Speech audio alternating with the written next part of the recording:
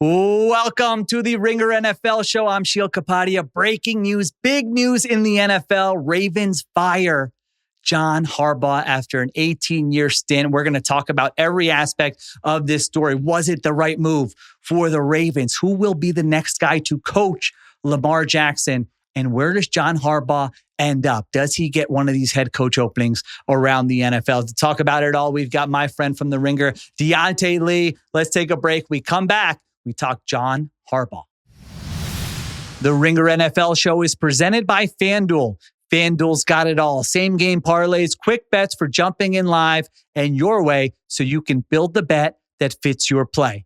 Plus, don't miss out on the NFL playoffs all month long.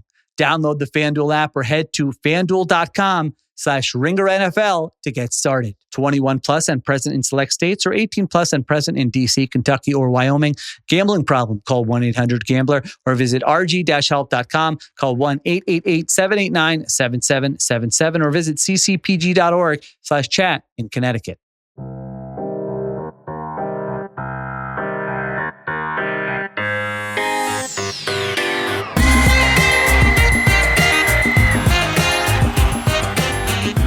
We are back on the Ringer NFL show with my friend Diante Lee. We got the breaking news. John Harbaugh out as the Ravens head coach. We're going to tackle everything. Was this the right move? Who should the Ravens hire?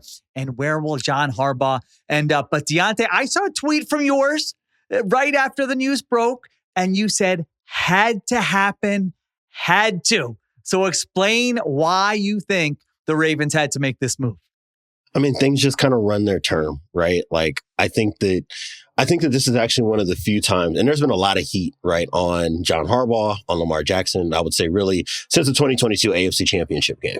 I think everybody has kind of been white knuckling a little bit with this job, right? And definitely the heat cranked up after you lose to the Bills last season. And then, you go into this year, Lamar gets hurt, all of that. And it takes them so long to just get back to a place where they can compete. And I think I'm at the 2023, not AFC Championship game, not 2022, where I just think that this thing had run its course, right? Like if there was one word I had to use to describe what we were watching in Baltimore, it just felt stale, right? It felt stale. It felt like the same solutions not working for the same sets of problems over and over again. We are still looking at a team that has had issues with addressing offensive line.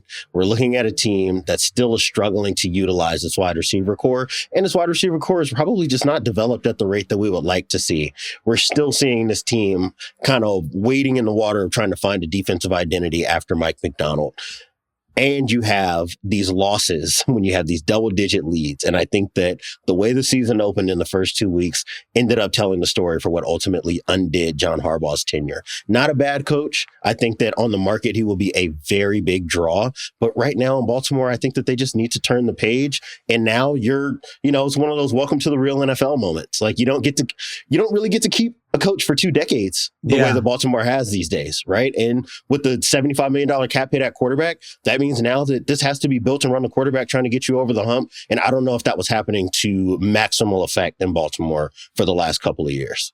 Yeah, I think 2 key things when I heard you describe that. Because at first you're describing it and I'm going, John Harbaugh's not the GM. You're talking about O-line. You're talking about some of the other roster shortcomings.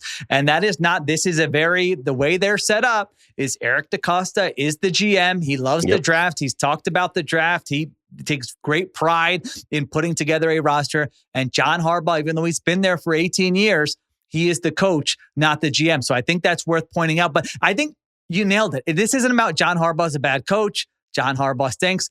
This is about in the NFL when you are in a place for 18 years. Sometimes when you're in a place for 5 years, like Bill Walsh used, like that is a long time in the NFL. And sometimes, to your point, it just runs its course. The message is getting stale. The whole that you need a little bit of a change, and it doesn't guarantee anything. And it does remind me of John Harbaugh's mentor, Andy Reid, in Philadelphia, there for 14 years. Now, Harbaugh won a Super Bowl. Reid never won a Super Bowl, but it was the same thing at the time. It wasn't that Andy Reid turned into a bad coach. It was that we've had a long run here. It's time for a change for both of us. Good luck, and we'll see what happens next. That's really what this is about. That's one. And then two, the Lamar Jackson thing, we can't that is a huge storyline here for a number of reasons. One could be because were Lamar Jackson and John Harbaugh on the same page? Was that relationship strained? The reporting started, I think really amplified in the last few weeks here about, hey, Lamar Jackson, his nutrition habits. You and I talked about it last week. Hey, he's sleeping in meetings. And is there a disconnect between head coach and quarterback? Because we know how the NFL works. When you have a quarterback who has won multiple MVPs and is under 30, and if he doesn't see eye to eye with the coach, it's not a very difficult decision to know which direction you're going to go in. And if you're the Ravens, you look at this and say, we've had a great run with Lamar Jackson and John Harbaugh, but do we want this to be the only person who ever coaches Lamar Jackson in his prime? Right. Or do we want to go in a different direction? And obviously, they chose going in a different direction. So listen, I was just looking it up. Since John Harbaugh became their head coach, through various quarterbacks, through various coordinators, through various rosters, fourth best winning percentage in the NFL, won a Super Bowl in the playoffs 12 out of 18 years. So it was a great run, but this to me is just it's time for a change more than anything else. 100%. Like I said, I mean, the term on this is firing because that is accurate in the reporting. But ultimately, I think that he can leave Steve Bisciotti's office with a handshake and a hug and say, hey, man, we did some great things together. We've been very close in the Lamar Jackson era. You're going to get another job. We'll be just fine as an organization.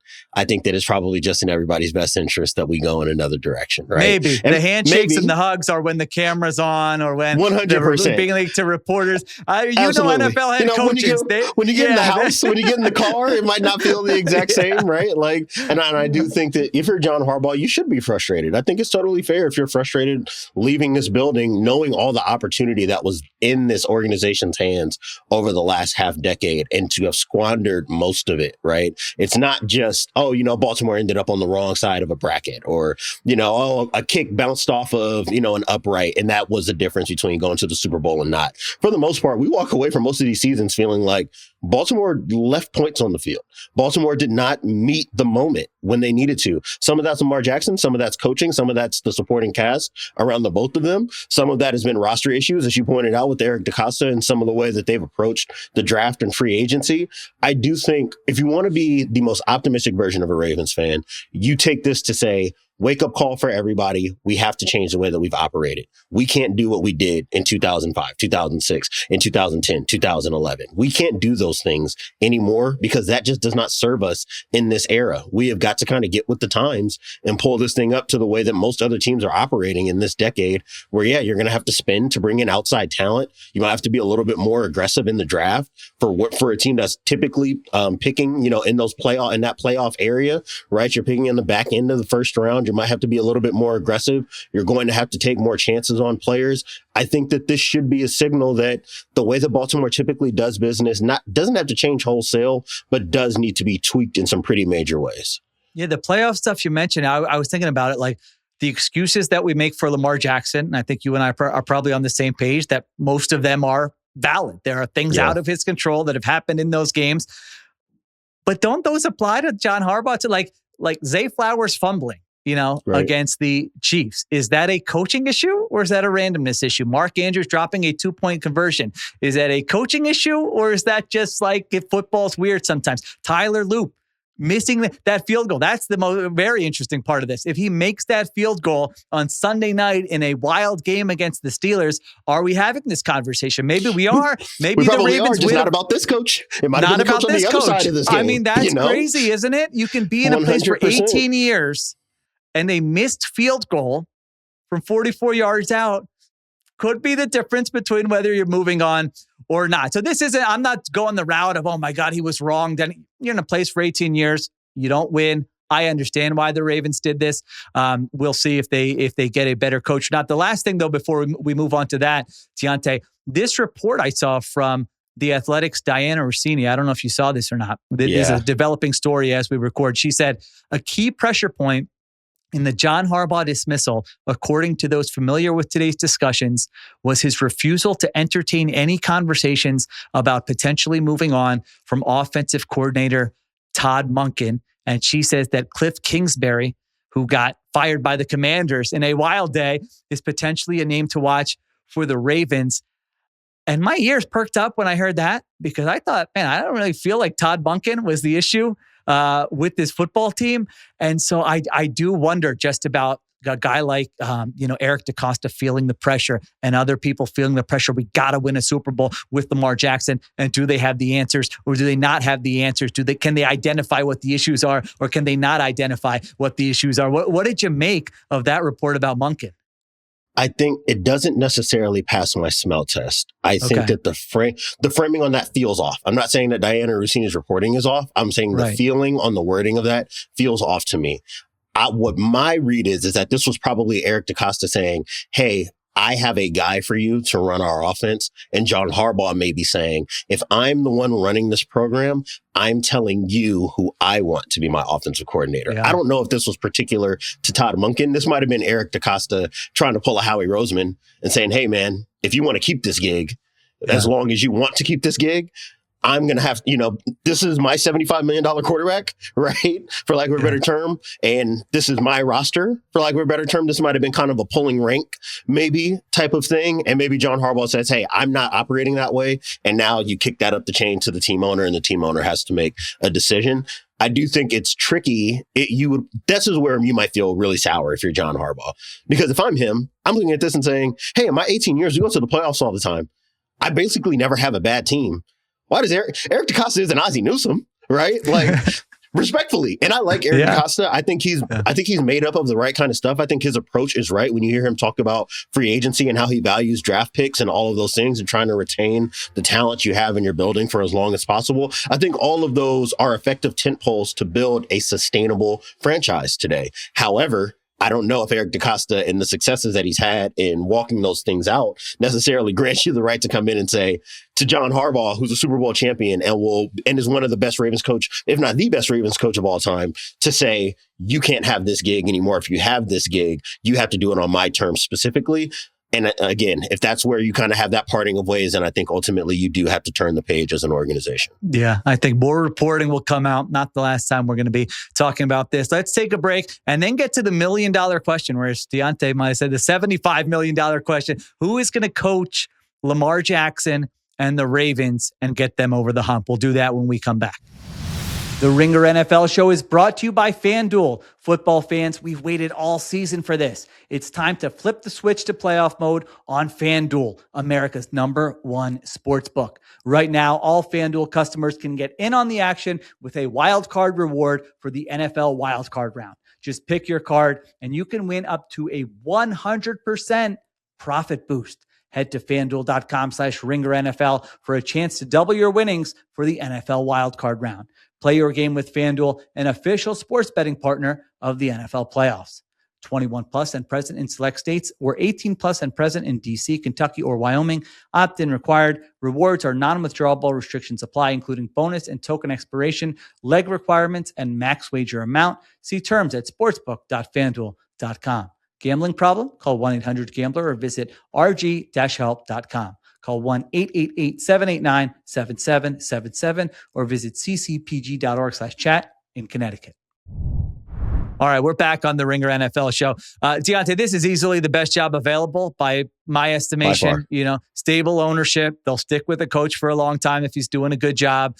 You have a GM in place who even, some of the, not perfect, as we just alluded to, but I still think a good GM has the right philosophy. They've been a good team. And most importantly, you don't have to answer the question that gets coaches hired or fired in the NFL, which is, what's your plan at quarterback? Because you have a quarterback who has 2 MVPs under his belt. Who should the Ravens be calling to say, this would be a great option for an upgrade for a guy who can get us over the hump and replace John Harbaugh? Well, to the point that you made to open up this segment, right? Like, this is one of those jobs where if you're a head coach in search or you're a coordinator in search, you call your agent and say, whatever date you just said with X team, I need you to move that. I need my next week to be open because if Baltimore calls, I'm on the first thing smoking to Baltimore. Okay. Yeah. I need to be able to get in there if they want to interview me, and I want to get in there as early as possible. I do think that because their quarterback situation is secure, this actually opens up the door for them to take considerations that you might not if you were Tennessee and you have a young quarterback who's not established yet. I think a place like Tennessee, you want to be very focused on my head coach needs to be in lockstep with my quarterback. I think in Baltimore, really, your head coach's job is to go into bring Lamar Jackson into the office and say, what do you want to do with this offense? And then I will go try to find an offensive coordinator to maximize that. Right? Like you don't want to there's no need to reinvent the wheel. So I think that if you're a defensive coach, this actually would be a great opportunity for you to come in and compete pretty early. So I put out a tweet right before we jumped on saying that to me, the sequence in one way or another should probably be something like Brian Flores, Jesse Minter, and Kevin Stefanski as my top three. And you can maybe swap one of those guys out for Robert Saleh, right? Your mileage may vary on how you feel about who owns the blame for the failures in New York, right? But I would say you want to call Jesse Minter because he's been in the building. He knows Baltimore. He was one of those guys, like Mike McDonald, that you rehome to Michigan when Jim Harbaugh was at Michigan. Hey, go learn how to call a defense. Go learn what it's like to be in that chair, to have to make those calls. And then when you're ready, we'll bring you back. And then Jim gets an NFL job and he brings Jesse with him, right? So it worked out that way. I would say if it's not going to be Jesse Minter, then maybe you go call a guy like Brian Flores. He was probably the most tenuous name on this list for some people because of the failings that happened in Miami, right? You obviously have the disconnect with Tua Tagovailoa. This is to say nothing of the open litigation that's still being brought against the NFL and the Giants specifically, right? Because of all the Bill Belichick text message drama about who did and didn't get that head coaching gig. And then there's also the Dolphins piece of it where he's talking about potential collusion with the team owner to try to bring Tom Brady out of retirement, et cetera, right? I think that will be a disqualifying factor for Flores for a lot of places. I think Baltimore is maybe one of the only organizations that can insulate a head coaching candidate from all of that outside noise and just allow you to coach football. And then the third name on my list is Kevin Stefanski. And to me, that's like a stability. You know what you're going to get stylistically in terms of your offense, 2-time coach of the year. If you're going for something that I think is probably more in line with what you just had with Harbaugh and maybe just a fresher voice with a similar message, I think Stefanski will probably be a good pick in that regard. Those are the three that I had at the top of my list. As you were saying it, I was working it out in my head. Who do I actually think? The Minter thing makes a lot of sense to me. To your point, NFL organizations, they like familiarity. Yep. The Ravens, they would like to have a coach. This doesn't always work out, but I'm sure they would love to have a coach who is there for a long time. So from a personality standpoint, to have somebody who's been in your building, who you know just how do they operate day to day, who do they get along with, what are they like from a relationship perspective, what are their philosophies on coaching, on team building, all those things. With Jesse Minter, there's not a lot of guesswork there. You're not meeting him for the first time. You've seen him do those things. You know he can coach a good defense. He's done that with the Chargers there. So that I think would be appealing to me if you feel like he's got those leadership skills. And then that goes back to the report we mentioned in the beginning. I wonder who does Jesse Minter, because if you're a defensive coach, you have to say, here's who I'm bringing in as offensive coordinator. We're going to have a top 5 offense with Lamar Jackson. And who is that hire going to be? I was going to say, we don't have him tied to any offensive name that makes it clear coming in the door. So that's a little tricky. So if you're like, you have to think about who's putting the pieces together. And it's Eric DeCosta is leading the way with the owner, Steve Bisciotti. But I think DeCosta probably looks at this and says, man, if we strike out on this head coaching hire, I might not get another one. Now, he might. He's been there for a long time, but I'm sure he's feeling that a little bit. So is there some kind of partnership between, hey, he has an affinity for Cliff Kingsbury. Let's bring in Jesse Minter as the head coach. And now we got a good sort of new foundation, fresh ideas here that makes sense. Brian Flores, I would have to know, like, what did he kind of learn from that experience in Miami, just in terms of culture and relationships with players. But just on paper, I can just picture him coaching that Ravens defense. And we're just like, man, they are tough to deal with for the next however long. It almost reminds me of about identity, identity fit. That city, 1 for 1. Organization, 1,000%. Absolutely. Yeah, it almost reminds me of like Buddy Ryan, Randall Cunningham, the Eagles. Yes. The defense is going to be sick. The quarterback's great. Hey, we figure it out and we'll be good enough to get into the playoffs. Yeah. Right. But he would have to answer the same question about offensive coordinator. And then Kevin Stefanski's interesting. I could see that being a fit in terms of just, all right, let's give this guy a second chance, or more stable organization. He's going to be a good voice for us. He's going to work with us. He's analytically minded. All those things. I could see that one making sense as well. Even though, as I like to point out, Diante, the Browns did go 8-26 the last 2 years, and they had the worst offense in the NFL in back-to-back seasons. I know it's not a great situation, but I feel like I have to bring that up every time Stefanski's name gets mentioned here. So I think those are some good names to keep an eye on. It's going to be a coveted job, to your point. Any head coaching candidate who's getting interviews is going to be like, get me an interview there, because I think it's a more attractive job than all the other ones out there. All right. Go ahead. You got one more. Yeah, go ahead. But the last thing I was going to say, because I kind of have, this is one of those things, the longer I stare at it, the more I like it. For Brian Flores, I will say, on top of everything that we've listed as a potential sticking point with him, I think maybe the biggest when you talk about offensive philosophy, offensive approach, is that you're coming from Minnesota, where you know the show is Kevin O'Connell's, right? And so much of the McVay tree has been plucked over the years that now you probably do have some legitimate concerns. Like, there is no next guy coming up through Minnesota right now that is clearly going to be, he might be the quarterback's coach, or maybe he's the run game coordinator. And you just know, the same way it was with Mike McDaniel in San Francisco, like, this is going to be the next guy. And you can go get a jump start on bringing him in by promoting him to OC instead of him staying in his current role with the team that he's at. So that, to me, now, here's one thing I will throw at you. If you get a guy like Brian Flores, and I think that maybe we'll get to this in the second half of the conversation, maybe you start taking a peek over at Miami and wondering if that head coach comes available, if he can run your offense. And now you've got those two guys maybe as your combo. That, to me, is something that would be a big draw, and not just for Brian Flores, but for any defensive-minded coach. I think Robert Saleh would probably be a good fit for that, because they come from the same staff in San Francisco, right? Like, I think that there are some ways you should look at this where the door is open for you to bring in a defensive-minded guy. But like you said, you have to have perfect clarity on exactly what this offensive identity is going to be if your head coach is not the one who is in the meeting room with the quarterback, helping him get up to speed on whatever the new scheme would be. Yeah, such a big question is, does this reporting about Monken and does DaCosta, does he want to pick the guy who runs the offense for the most important player in the organization? Or is that just, all right, he would prefer, but hey, if you come in and you tell me you've got someone else, that's good too. I mean, that's going to be a very important storyline to follow with this Ravens head coaching hire. All right, last thing.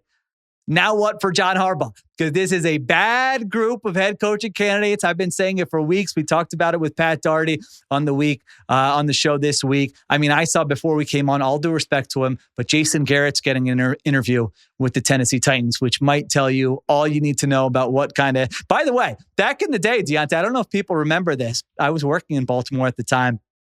The Ravens were trying to hire Jason Garrett instead of John Harbaugh.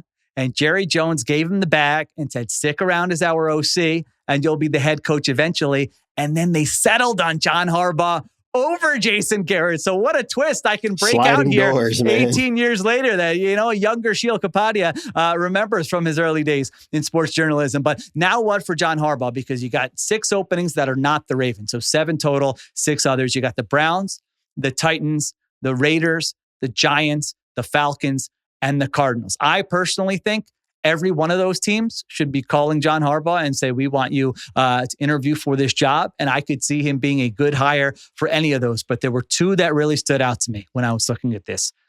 One is the Giants. The Giants have failed over and over and over and over again with absurd head coaching hires ever since Tom Coughlin's been gone.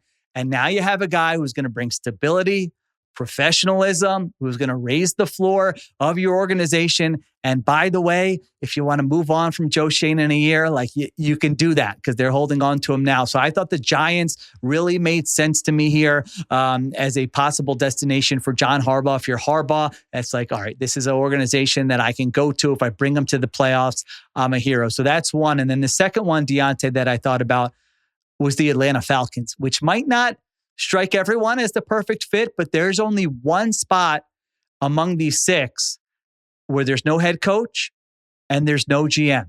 And so if you're John Harbaugh and you say, hey, I got a guy somewhere that I want to pair with me as the GM, maybe you want more personnel control and you say, hey, I want to run the show. If this is going to be my second stop and my last stop, I want to pick the players. I want to make decisions on the draft. Do you have that kind of leverage? Maybe you do with a place like Atlanta. You say, I'm going to come bring someone in to run the scouting department, but in the contract, final say, John Harbaugh on all these decisions. So that's the other one that made sense to me. What do you think about Harbaugh's next stop? Because I think he's coaching in the NFL next year somewhere.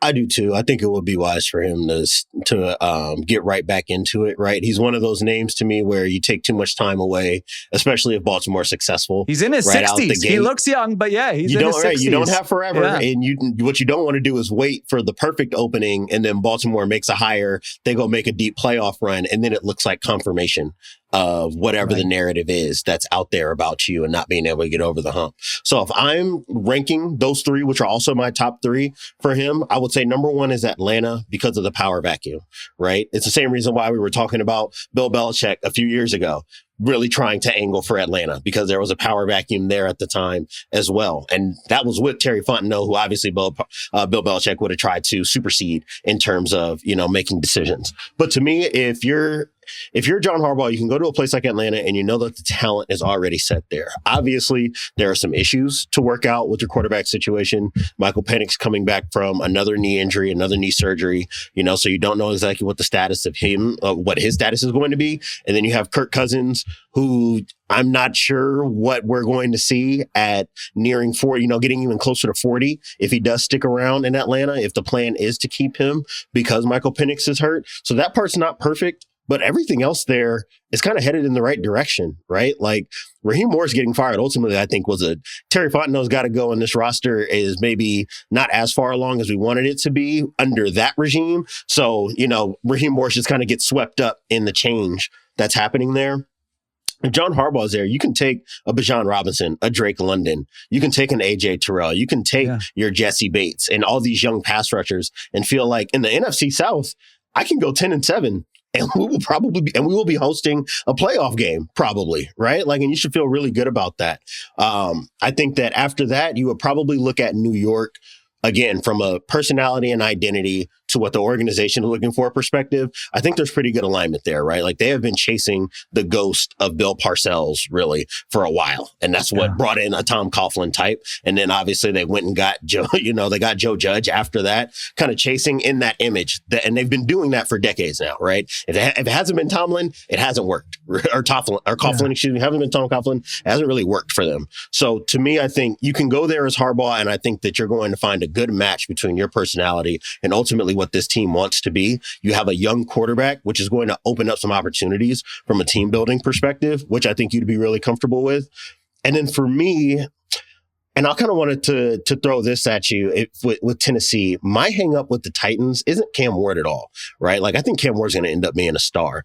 My hang up is that ownership has changed their front office structure every single year since they fired John Robinson. It's been either a new guy or a change in roles. And to me, that is the number one signal that the people in the building don't feel confident in what they're doing or don't know what they're doing altogether. So if I'm Harbaugh, low expectations, young quarterback, I think from a strictly on-field perspective, you'd probably feel good about that because you don't have to come in guns blazing and feel like you have to prove anything. The issue, though, is that it feels like Amy Adams Strunk every year is making some wild overreaction to whatever went wrong the year prior. And if you're an older coach that's probably not stepping into an immediate winning organization, that probably puts you on the chopping block first, right? Because it seems like everybody there is trying to politic for their job on a yearly basis. So that's kind of where I'm at with those landing spots. And then the fourth one comes back to what I said in the last segment. I think if you're Miami, you might have legitimately waited to see if you could trade Mike McDaniel to another spot. I think now if a guy like John Harbaugh is available, wouldn't you just give your current head coach his walking papers and bring in a guy? There's been some reporting that, Stephen Ross thinks highly of John Harbaugh. So that is interesting. If I were Stephen Ross, that's the kind of head coach you can hire. And now I can turn my back on the on-field operation. And I know John Harbaugh is a professional and a winner. He's probably what the organization thought they were getting in Nick Saban 2 decades ago, honestly, right? You get this guy, go get the GM that he asked for. You start building this team in that light. That's kind of the way that I would look at it. He's going to have to kind of shovel up Schitt's Creek a bit, right? To get to the other side of this thing because of their roster issues and what the cap implications are going to be after you end up waiving Tyreek Hill. And I know the reporting has been out there that the same might happen with Tua Tagovailoa. But to me, if you're John Harbaugh, again, low expectations. It's going to be your operation 100% of the way. I think that that's the best landing spot for a guy like Harbaugh. It doesn't have to be someplace where you have to go prove that you can win a Super Bowl because everybody knows that you're capable. I just think you want to be someplace where the pressure is not going to be near as high as it was in Baltimore. And I will say near as high as it's going to be in Baltimore for whoever the next guy is going forward. Yeah, it's always so interesting just to like take a step back and be like, he's going to be 64 years old next year. He's won a Super Bowl. His resume is his resume. He doesn't have like a lot to prove. So is your thinking different than say, hey, if Kyle Shanahan were to take a different job right now, I'm sure he'd be like, where can I win a Super Bowl? Yeah. Where can I win a Super Bowl? Yes. And that's it. But yeah, you talk to coaches around the NFL. It's always ownership. What is ownership like? Is that going to be a place where I can succeed? Cardinals don't have great ownership. You mentioned it with the Titans. It's just like back and forth. All right, fire the coach. All right, this year, fire the GM next year. And they've got the GM in place now. And so it's like, even if you like Cam Morton, he might be like, yeah, let's go to Nashville. It'll be a much more chill atmosphere. Got the fun quarterback. Maybe we win 9-10 games. That is a good way to spend my 60s here. And maybe my final chapter of coaching. The Raiders, it's like, do you want to, that's just going to take such a long time that I don't know that that's going to be really appealing. Especially after what just happened with Pete. No way. To me, a place like Tennessee, honestly, might end up being the best spot because you can go beat Jeff Fisher there. They were perfectly happy with Jeff Fisher there, right? They just ended up, after you make that deep playoff run, you're obviously now judging everything in that light afterwards with Jeff Fisher. But to me, you go there, you basically tell the organization, look, I'm going to retire before I'm 70. So my job is to usher Cam Ward to his next deal and get him as ready as possible to be an MVP and franchise changer. After that, your call from there. I just want to have a great time in Nashville with this team, coaching and doing what I love to do best. It's not that far of a flight from Baltimore now, so I don't have to do all the moving with the family and all that. Yeah, just go enjoy it, man. Low stakes, coach ball, hang it up before you're 70. You're going to end up being in the Ring of Honor with Baltimore. You're going to have an argument, right, to be a Hall of Fame head coach, I think, ultimately by the end of your career.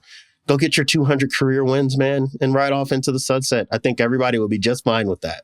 All right. If we got to call our shots here, Diante, I'm going to say John Harbaugh is the next coach of the New York Giants, and Jesse Minter is the next coach of the Baltimore Ravens. What do you got? I think I'm with you with Harbaugh because I think the Giants are most desperate to go get the kind of head coach that John Harbaugh is, and they will give whatever I think they need to bring him in. So I say John Harbaugh, Giants head coach. I think Brian Flores should be the Ravens head coach. Ooh, I like it. I really like that idea. Okay, let's see what happens in the weeks ahead. Maybe there will be more surprises. Maybe there will be more emergency pods. Maybe one of these teams that loses in the wild card round all of a sudden next week, we say, oh, didn't think that team was going to fire their head coach.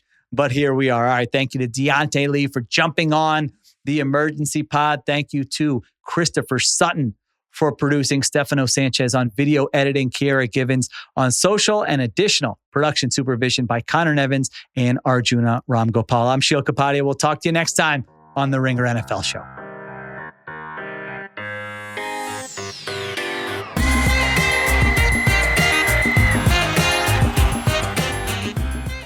Must be 21 plus and present in select states. For Kansas, in affiliation with Kansas Star Casino, or 18 plus and present in D.C., Kentucky, or Wyoming. Gambling problem? Call 1-800-GAMBLER or visit rg-help.com. Call 1-888-789-7777 or visit ccpg.org/chat in Connecticut or visit mdgamblinghelp.org in Maryland. Hope is here. Visit gamblinghelplinema.org or call 800-327-5050 for 24/7 support in Massachusetts, or call 1-877-8-HOPE-NY or text HOPE-NY in New York.